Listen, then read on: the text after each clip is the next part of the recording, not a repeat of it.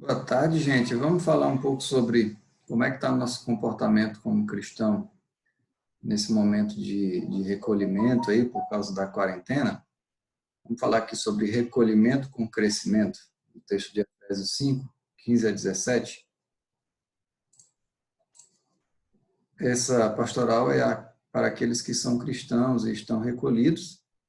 O que é que você tem feito durante esse período de quarentena aí na sua casa? Aquilo que você está fazendo, aquilo que você tem feito é produtivo? Glorifica a Deus? Edifica alguém? Se a sua resposta é não, pare o que você está fazendo, seja o que for, e veja o que o apóstolo Paulo ensinou sobre como um cristão deve remir o tempo. Depois de falar sobre o contraste inconciliável que existe entre luz e trevas, nesse texto aí de Efésios 5, do 7 ao 12, que diz: porque outrora vocês eram trevas, mas agora são luz no Senhor.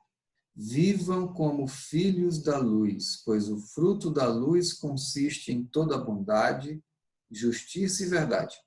E aprendam a discernir o que é agradável ao Senhor.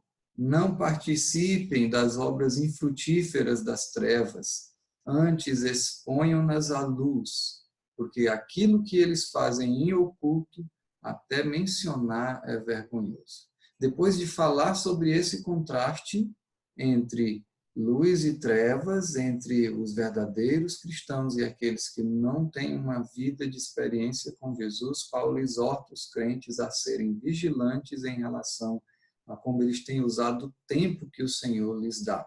E nós temos visto muitas pessoas dizendo que está sobrando tempo, tem muito tempo de sobra. Isso traz a ociosidade. Então, será que aquilo que você tem feito com o seu tempo é agradável ao Senhor? Será que é bondade, justiça e verdade? Ou será que aquilo que você faz em oculto, quando ninguém está te vendo, até mencionar é vergonhoso?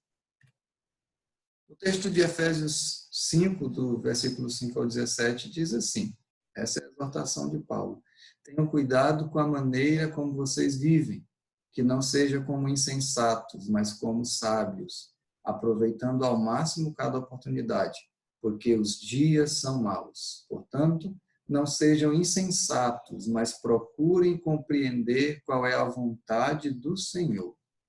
Paulo apresenta várias razões para usarmos o nosso tempo, o tempo que o Senhor tem nos dado, de forma sábia. A primeira delas é que a vida é curta. Aproveitem ao máximo a oportunidade. Você tem que aprender a remir o tempo, usar o seu tempo como mordomia, porque você não sabe quando a vida vai durar. Outra razão é que os dias são maus, e não só esses dias são maus, todos os dias são maus. Nós precisamos nos lembrar de que o mundo jaz no maligno e que o mundo não oferece paz, pelo menos não a paz verdadeira que Jesus oferece para todos aqueles que são seus. Deus nos deu uma nova mente: não sejam insensatos, sejam sábios. Hajam como sábios, tenham cuidado com a sua maneira de viver, tanto nos contatos pessoais com as pessoas, como temos visto mais recentemente, nos contatos virtuais com as pessoas. E Deus tem um plano para a nossa vida. Procure compreender qual é a vontade do Senhor. Nada pode fugir dos seus planos. Os seus propósitos, os seus planos, aquilo que ele tem determinado, não podem ser frustrados. Faça um recolhimento com crescimento. O que você fez ontem não pode mais ser mudado, mas o que você, como cristão, vai fazer hoje, sim. E a pergunta é: o que você, como cristão, vai fazer com o seu tempo?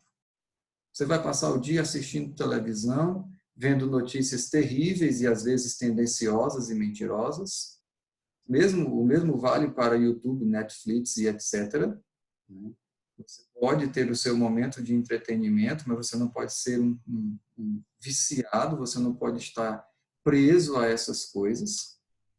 Você vai passar o dia online no celular ou no computador, bisbilhotando a vida dos outros? Você vai compartilhar mídias que não ajudam a ninguém, não edificam ninguém, não servem para nada. O que a palavra de Deus diz é: não sejam insensatos, mas procurem compreender qual é a vontade do Senhor. Faça um recolhimento com crescimento. Estude a Bíblia. Você pode fazer isso com a sua família, ou pode procurar uma igreja séria que tem disponibilizado material na internet.